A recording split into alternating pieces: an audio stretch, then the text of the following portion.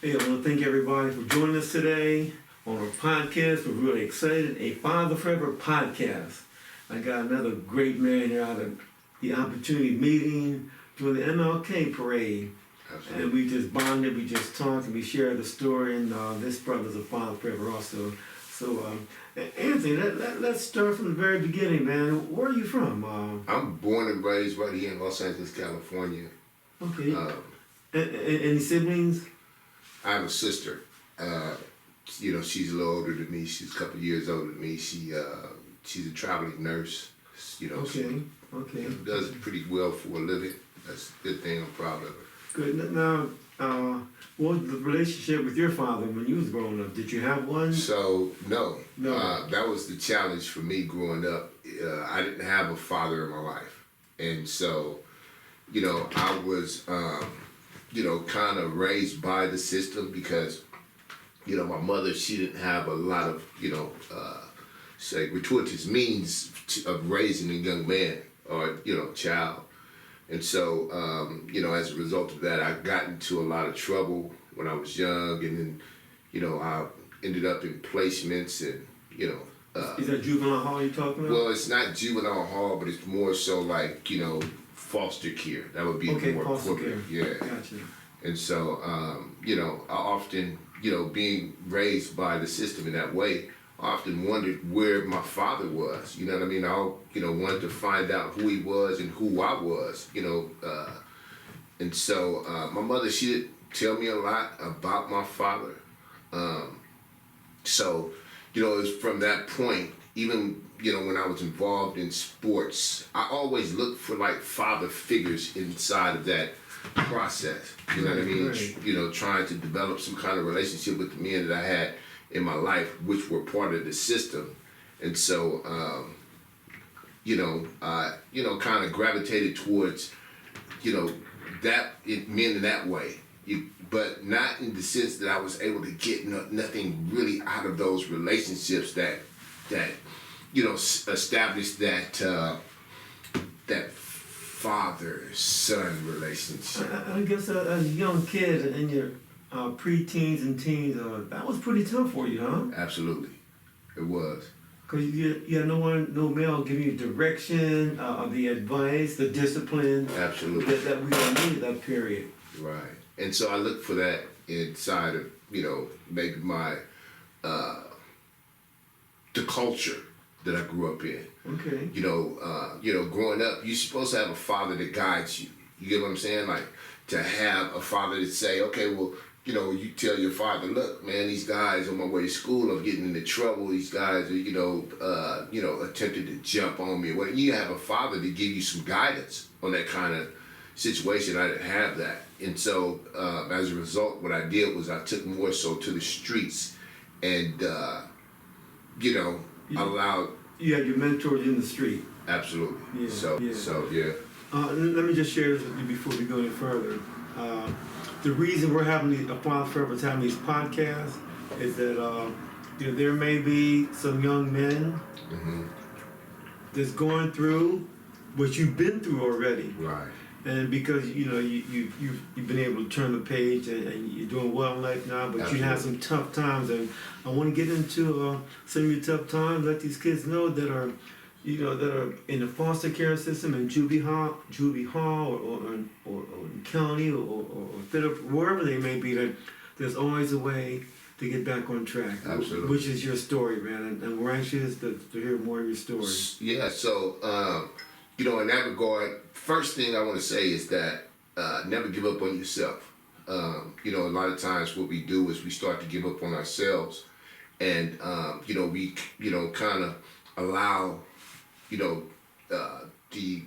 culture that exists in our community to kind of remove us from being forward thinkers, and so. The only thing I got to say is like, it always gets better. Just never give up on yourself, first of all.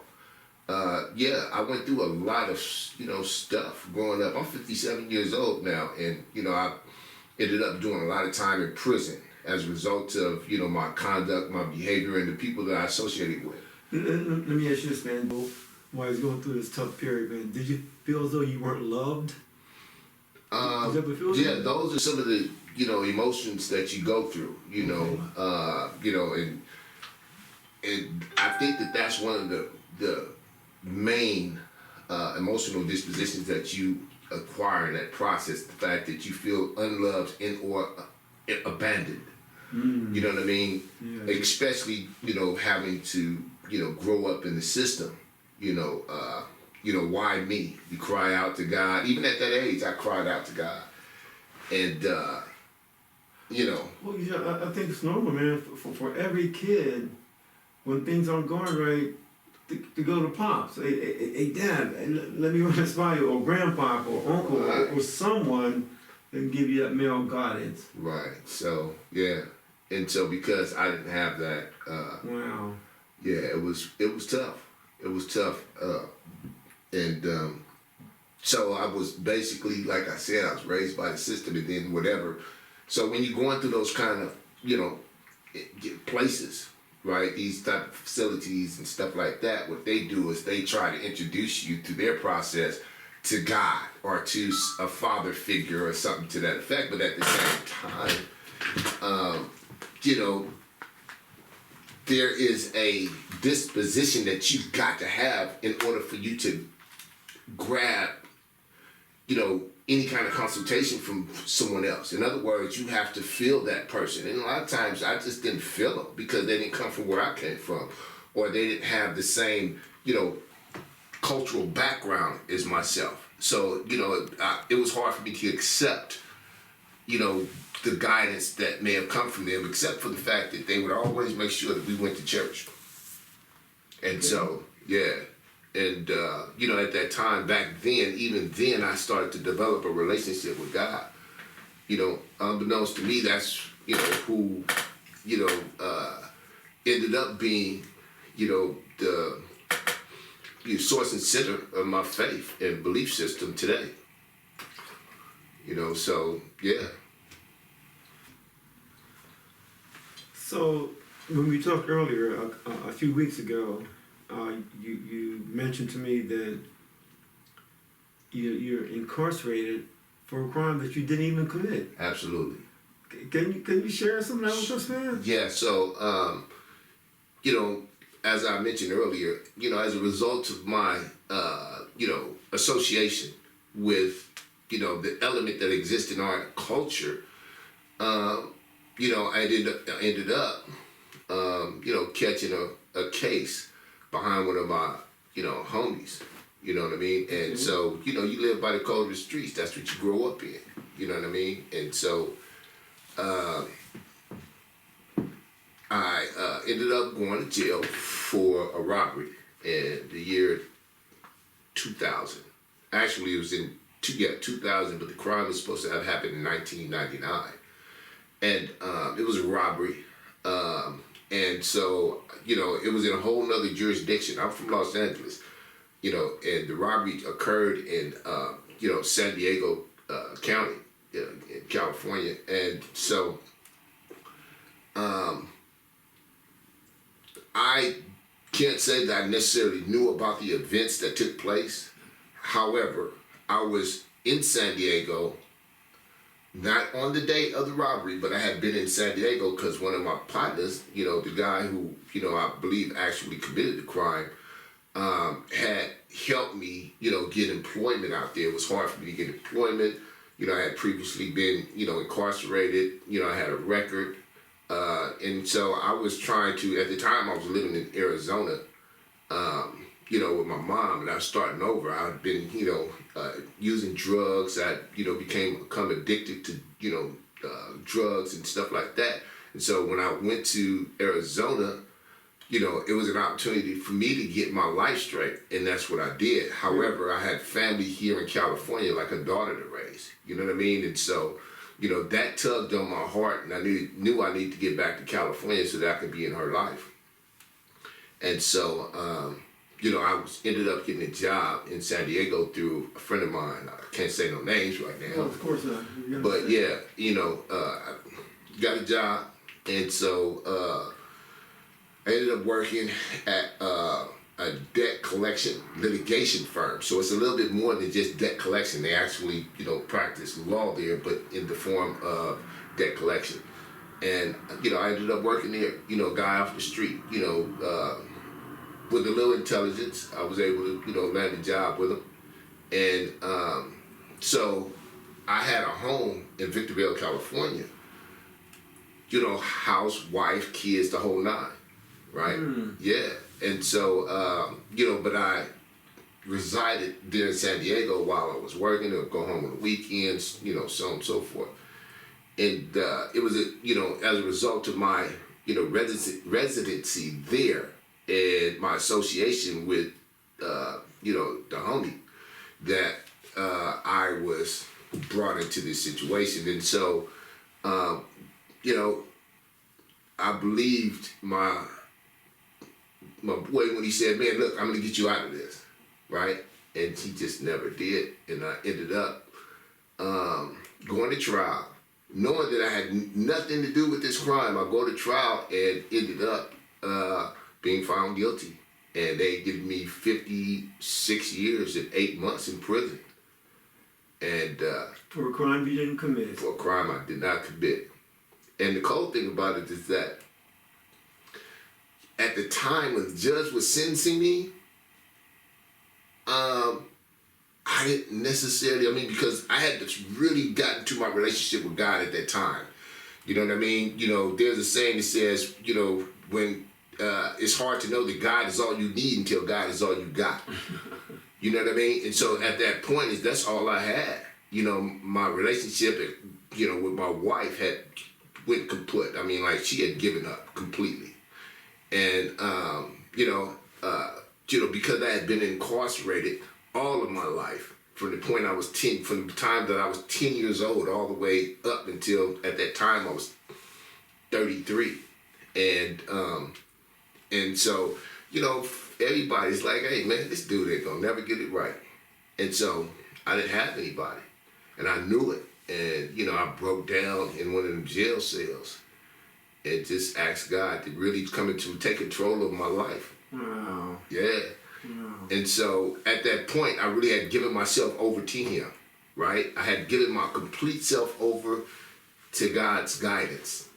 And so, when I went to court and was getting sentenced, there was a stillness in my heart that said, "Look, you're not gonna do this time," right? And I believed in that. I believed in that stillness, so I didn't have any kind of real emotion when the judge was handing down that sentence. You know what I mean? I just went with it. And so, as a result of that sentence, I ended up going to prison. I did 23 years before I was able to find relief in the court that allowed me to come back home. That was 1 year ago. I think you told me that you kind of educated yourself while you was in prison about the law and all that stuff. Absolutely. Then you reached out to some organization? So what happened was, over the years, in the beginning part of that incarceration, I didn't know anything about the law. So I would consult with what we refer to as jailhouse lawyers. And, if I make a couple dollars or whatever, I'd have them file petitions for me. And, I would, my mom, she was always there the whole time. Right. And so, and I'm going to, let me stop right there, but because I want to get into a part that's really important to me. And that's the fact that prior to my incarceration, right prior to my incarceration, maybe a year prior to my incarceration, I ended up finding my father. Right, after all them years, because, the quest was, always to try to find him. And so I did. And I met him and we started to develop a relationship. And so that's a backdrop to this. But now, wasn't it difficult for both of you or no? Well, so when I did meet my father, he said he never knew anything about me. And that was kind of hard to know, because my mom said that my dad wanted to just take me away from her.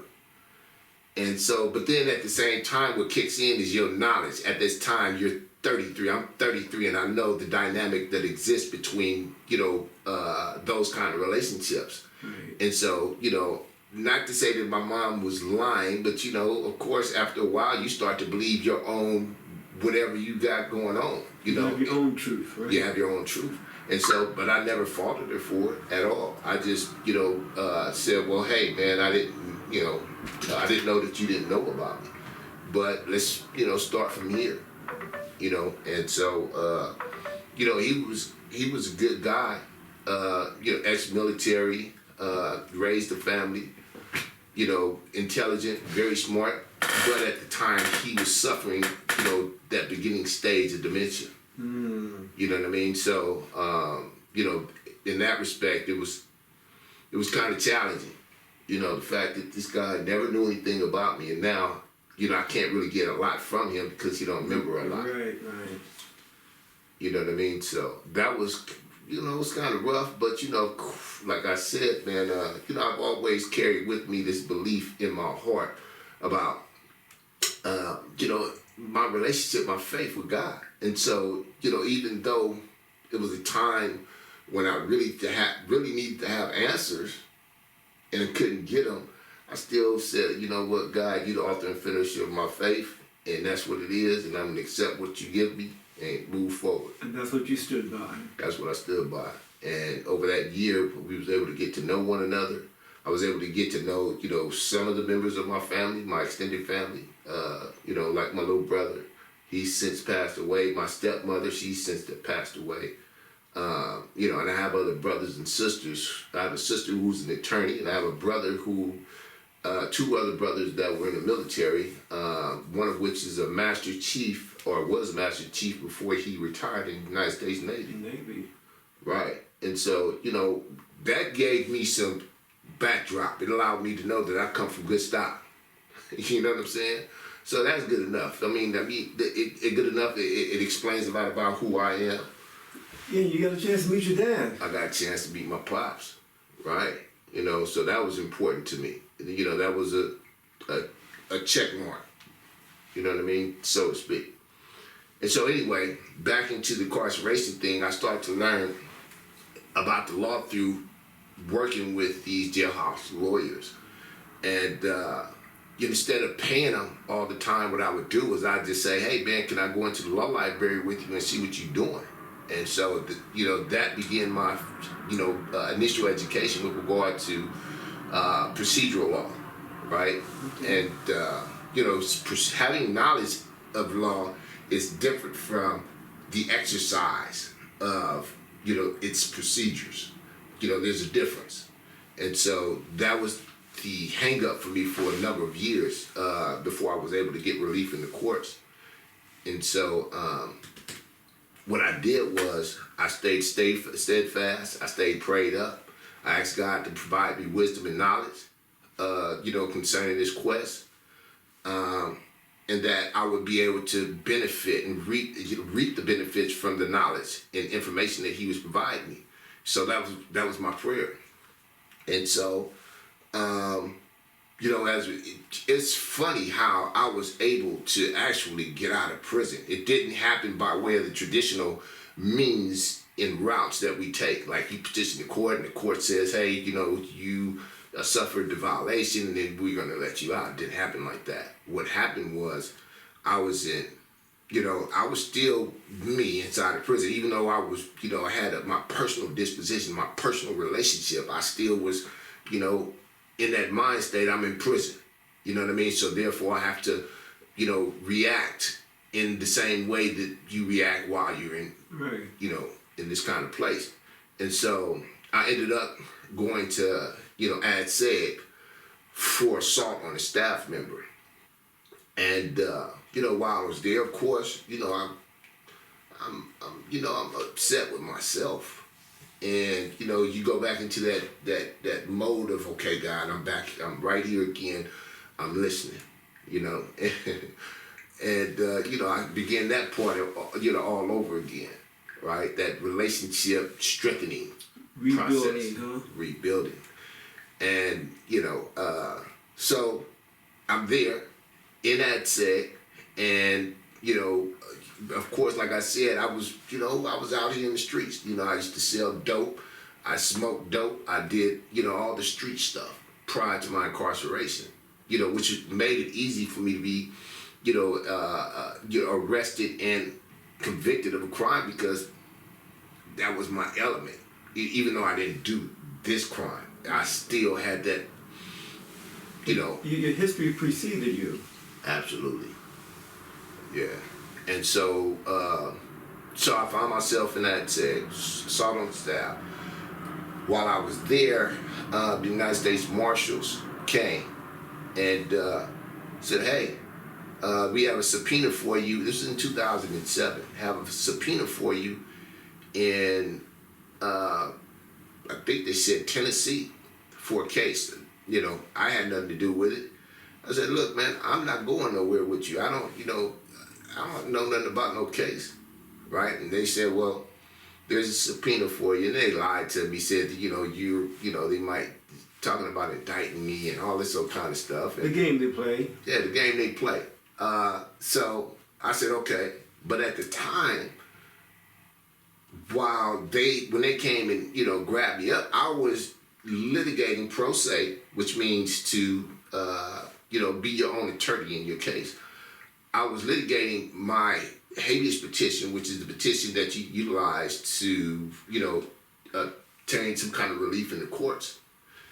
And so, right when I was in the process of, responding to the magistrate's judge or report and recommendation, where he denied relief, I was supposed to have filed an objection to that report and recommendation. They came and grabbed me, told me that I couldn't take any of my information with me. I ended up going out of state. Wait, so you did go to Tennessee? Yeah, they grabbed me and took me. I mean, I had no choice, and because it was a subpoena. And so, so they took me out there, and they said at the time I was supposed to forward my mail to me, and they didn't. Anyway, long story short, I come back 8 months later. While I was out there, I was requesting, look, man, you guys need to send my mail.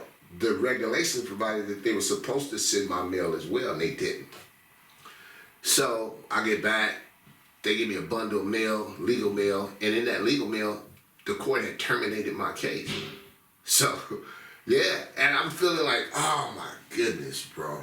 What do you do? Because now at this point, it's hard for a prisoner without any evidence or information to demonstrate that, my inability to contact the court was inadvertent or it was beyond my control. You can't do that as a prisoner. You have to have some kind of form of evidence.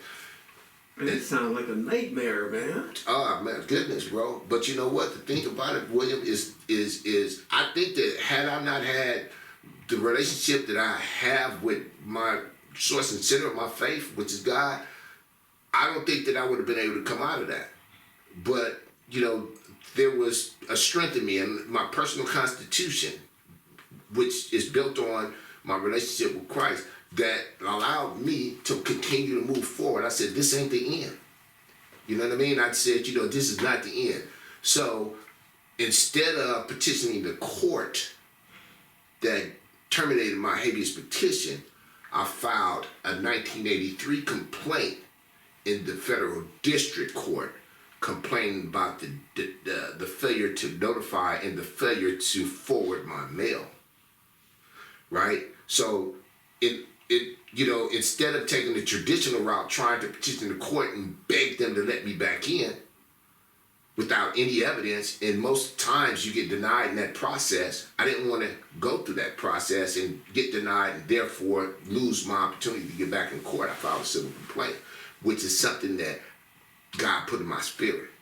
You know what I'm saying? And I know I talk a lot about God, but that's just my... That's your story, man. Yeah, it's my story. As a matter of fact, that's the story that these young men that are out there not in the right places, right. They need to know that, man, here's a brother that went through hell and back more than once, never lost his faith in God. Amen.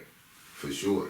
And it's an important story because a lot of times we think of God as being this abstract thought, you know what I mean, and not being real.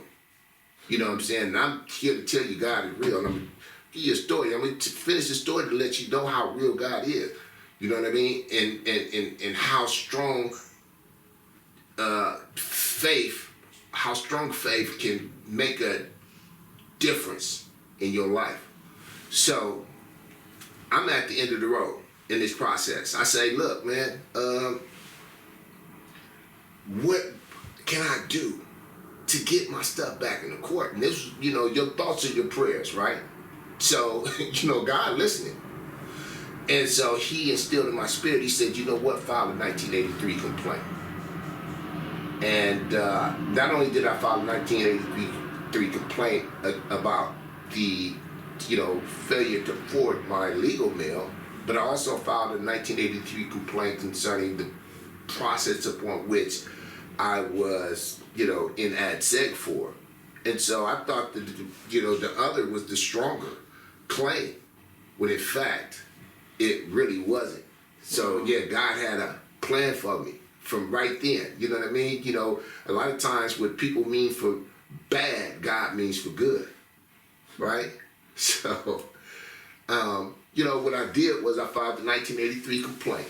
And when I filed the 1983 complaint, initially the court said, yeah, this ain't gonna work, and booted me out. But the court told me what I needed to do. And so I refiled the complaint in 2000. I returned from out to court 8 months later. So I left in November of 2007. I returned June 2008. Okay. Right?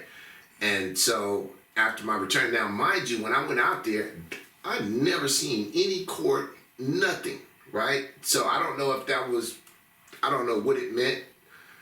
Like I said, with God, when man means something for bad, God means it for good. So I went out there on a subpoena. I never seen, an attorney, a district attorney, a judge, nothing. I never stepped in nobody's courtroom. I was just housed in a county facility, not in Tennessee, but they had us being housed in Bowling Green, Kentucky, at a county jail.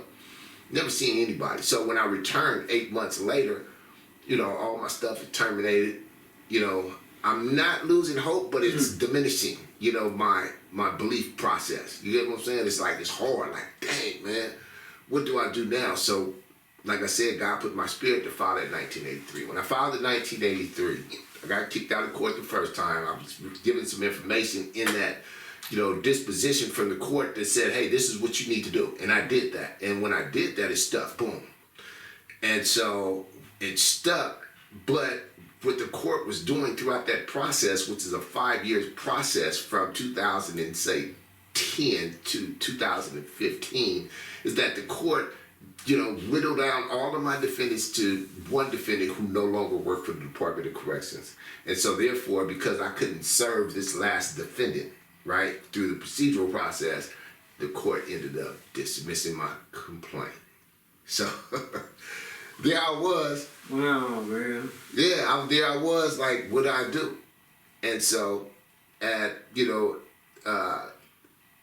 this last leg of this process, you appeal the disposition from the magistrate, which is, he dismissed it for lack of prosecution. So you're the prosecutor in a civil complaint, right? And so lack of prosecution was the reason why I was not able to move forward with my complaint. And so I filed an appeal in the Ninth Circuit Court of Appeals. And at the same time, I requested appointment of counsel. So what the Ninth Circuit did was, seeing that the claim had merit and strength,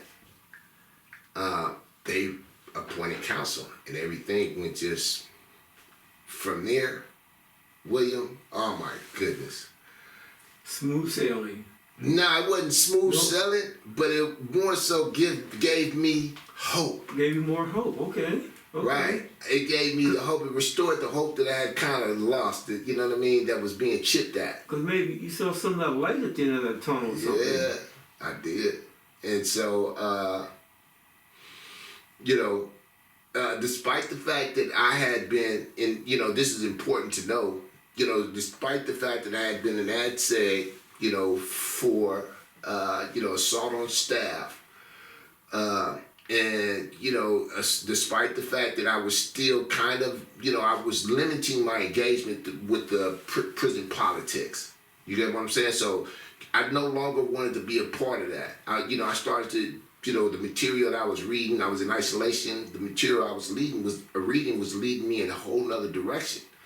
I start to have an understanding about the stupidity and the ignorance, that I was engaging, being a part of, this, that element. And, a younger Anthony couldn't handle all this, right? Nah, not at the time, but maybe if I had instruction that came from, maybe you could have then. right, Yeah. yes, because I always prided myself as being, somewhat intelligent, maybe not the sharpest tool in the shed, but shoot, I could dig up a truth, you know what I'm saying? Yeah, so Okay, so you contacted some organization, right? So what happened was the court, when I filed this request for appointment of counsel in the Ninth Circuit, these type of requests are always denied. Like they only grant like 1% of the requests, petitions for request for appointment of counsel in the whole United States. Only 1%. The Ninth Circuit granted mine. So when they granted mine, I felt like there was relief there. So they ended up appointing a law firm called Simpson, Thacher and Bartlett out of Palo Alto, California. Come to find out, it's one of the biggest law firms in the country.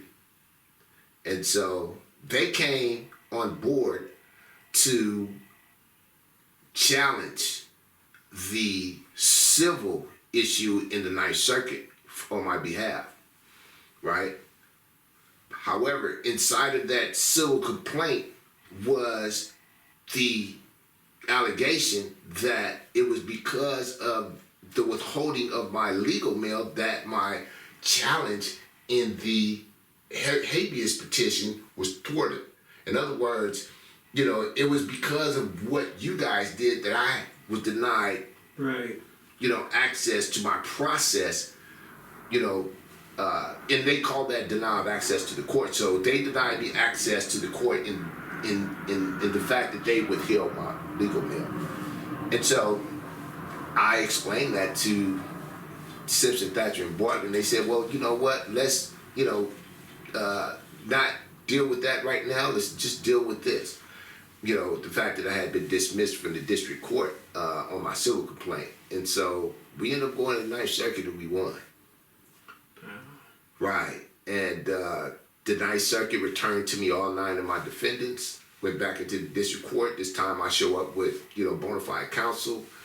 In this Eastern District of California, that was the court, which is up north, Sacramento, I believe it is. And so, went through that. And so we returned to court, and it was another 5 years of litigation, before I began to get real relief in the court. And so while we were going through that process, with the civil issue, the attorneys that they had given me took my criminal issue back into their pro bono counsel or their pro bono team and said, look, this is wrapped up inside of his case. We're going to help Mr. Penton in his habeas petition. And they did that. And so they filed what they call a Rule 60B motion. Rule 60B-6 motion. It's a federal statute it is an extraordinary writ. And they filed that in the Southern District Court, which is the, district that deals with criminal, habeas petitions and stuff like that, where my habeas petition had been terminated. And so as a result of that Rule 60B-6 motion, the Attorney General conceded, and we won that as well. And yeah, I was able to, return to the place I was in 2007 in the habeas process. And so, yeah, I went through that. Ultimately, they denied us in the Southern District Court, went to the Ninth Circuit, got denied. But here's the kicker. When I was denied, they utilized case law that wasn't even part of the legal landscape at the time that I was pursuing my habeas petition in 2008. They used case law from 2009 and 2011, right? No big thing though. Well, it is a big thing, but that's part of the legal process. Sometimes you are able to have, eyes and ears on your case that will, maybe look at you or your case with some compassion. And sometimes you just don't get that. A lot of times you don't get that, right? And so that was the case for me. And So how did we get to the point where the organization got the chance to? So what happened? I'm excited. Yeah. I'm giving you some backdrop so that you'll understand this. The full parameter of the what I had to go through. Okay. Good. Right. Because those are all challenges. These are all challenges that you have to rely on a stillness and say, to yourself, even though, that process wasn't always just smooth sailing. There was some rough edges, very rough edges, along the way. And, you have to kind of, girt yourself and stand on your square and be not moved, by the workings that exist outside of your presence, those external things that exist outside of your presence. You can't be moved by that. You got to stay still. That you have no control of. You don't have any control over that. You know what I mean? And, the only thing that you can do is, petition and say, hey, I'm standing on this square and this is where I stand and it's the truth and it's real and it's clean, right? And so, that's the only thing that you can do. Okay. And so what happened was the attorneys that I had acquired, Simpson, Thatcher, and Bartlett, took on my habeas petition. We went to the Ninth Circuit, got denied, but they granted me a certificate of appealability to the United States Supreme Court. A certificate of appealability is really a big deal. Again, only 1% of those are granted. And most times when they're granted for one or two, maybe two issues. The Ninth Circuit granted my certificate of appealability on 7 issues, all constitutional. And so we went to the United States Supreme Court on a petition for writ of certiorari, which is like that is the biggest court in our land, United States Supreme Court. Only thing is, even though I had with me a bunch of good stuff. Now, when we was in the Ninth Circuit, I'm sitting in the jail cell one day. I get a letter. And the letter is from the guy that actually committed the crime. Homie. And not him. The other guy, so the other dude, the homie, he ended up, getting murdered out here in the streets. Oh, okay. Right. And that was so unfortunate. But the other guy that was involved in this crime, he came forward. In the letter, he said, look, man, I am so sorry that you've been in prison all these years, man, and I need to make amends for causing you so much, strife and stuff like that. So I took that letter and gave it to my attorneys. And so my attorneys was like, oh, yeah, this is it, right? And so they stuffed that inside of the appeal to the Ninth Circuit. The only thing was, even though they had gone and got a declaration from this guy and all this old kind of stuff, and got declarations from a woman that got on the stand and said that she lied, and the whole nine, these pretty strong pieces of material evidence that would normally change the minds of people or whatever. The only thing was it wasn't a part of the original record, and so therefore the United States Ninth Circuit Court of Appeals was restricted from reading or listening to that piece of from that. using it then. Well, it's it's procedural. Yeah, okay. Everything is procedural in these courts of law, and because these declarations wasn't part of a formal record, they were inadmissible. So what's the next step? What happened after that? So we went to the United States Supreme Court on a petition for writ of certiorari. United States Supreme Court didn't even hear the petition. They just summarily denied it without hearing it. So this is the end of the road for me. I'm saying to myself, golly, man, what do we do now? You know what I mean? How do I get past this process? Trying to get out of prison. Well, thankfully, there was another piece of legislation that came through. It was called SB Senate Bill 483. And what Senate Bill 483 did was, God is good, bro. I'm telling you some real stuff, man. God is good. And so Senate Bill 43, what it did was it provided a lane of relief for prisoners who had been, given this 1 year prison prior on top of the sentence that you had received in the court. And so I had received that 1 year prison prior. And so it allows you to petition the court for,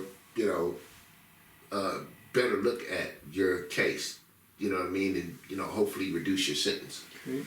And so the attorneys at Simpson, Thatcher, and Bartlett, they said, well, look, we're going to try that. And so in doing so, they also got the Northern California Innocence Project involved.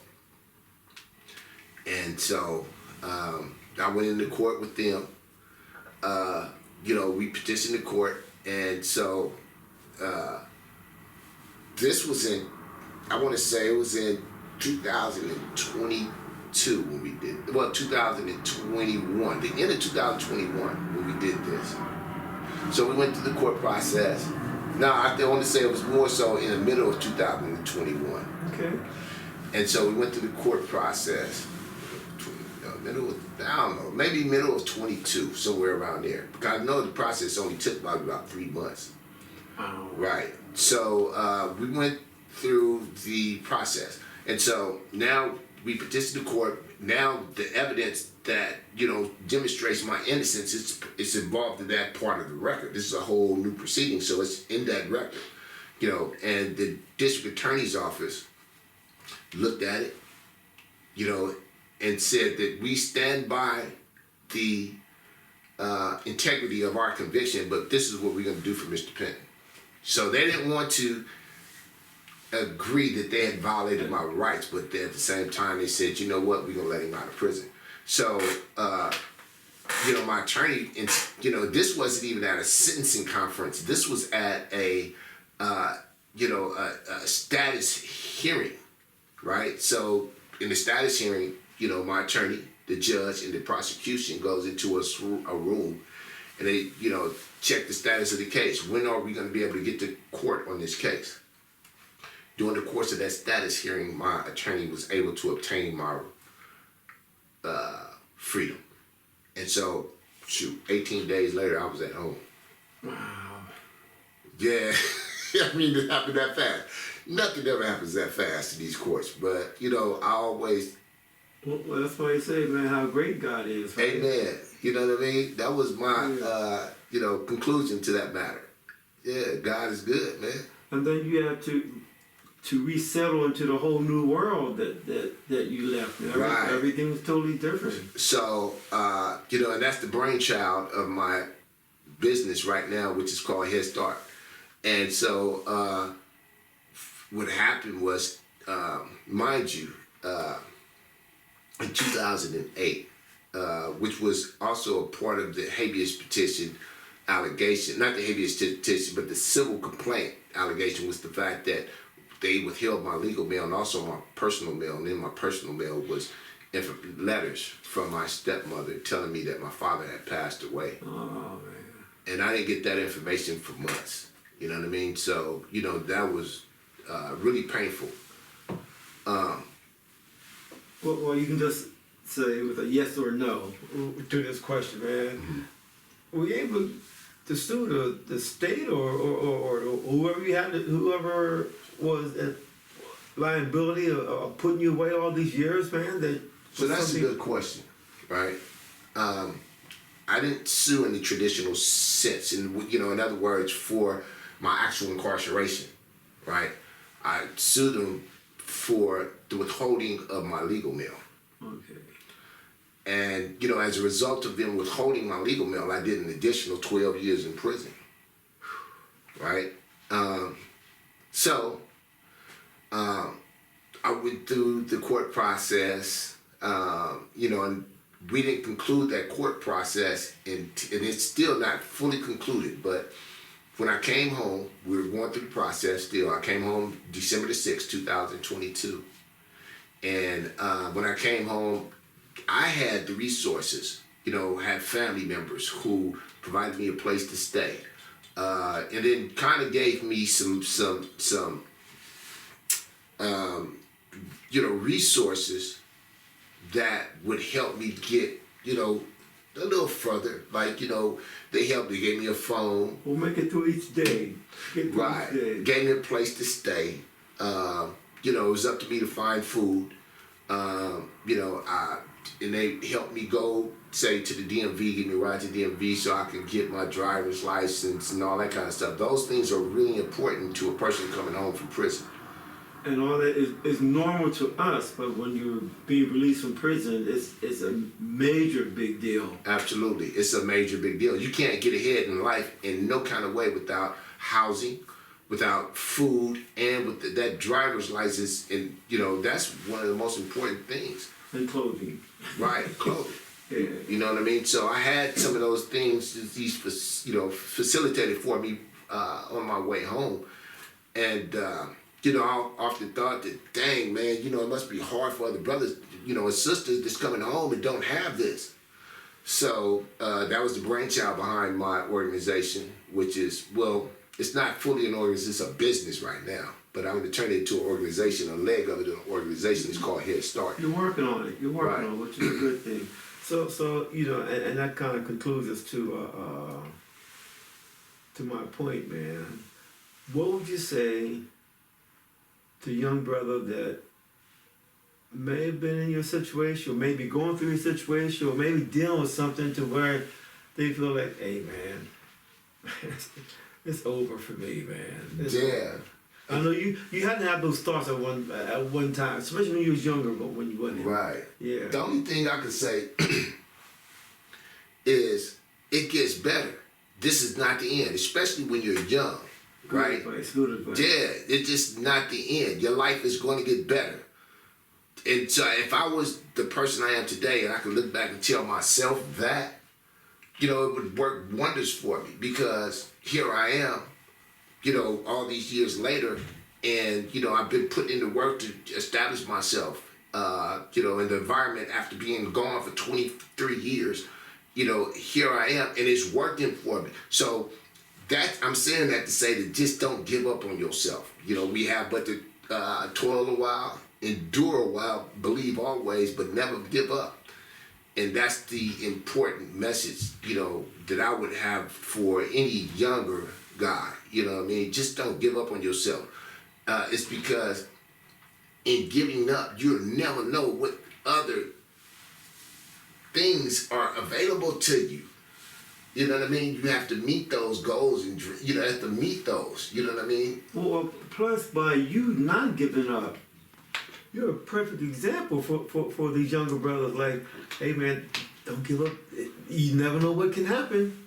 Hey. Things can happen. You may not see it coming. So I was telling you about that case, the civil case, and I never gave up on that. When usually brothers, there's people file all lawsuits in prison, right? And after the court denies them and kicks them out of court and all that, they usually just give up. My case got kicked out of court twice, right? And then later on in the game, because I was able to sustain the allegations, here the Attorney General office tried to offer me $2,000. I said no, right? So anyway, long story short, I came home. September last year, 2023, went to court, jury trial, United States District Court for the Eastern District in Sacramento. I had an all-white jury. I had law enforcement on the jury panel. I mean, all the odds was against me. Went to court, they returned a verdict in my favor. I was awarded $500,000. Good for you. Yeah.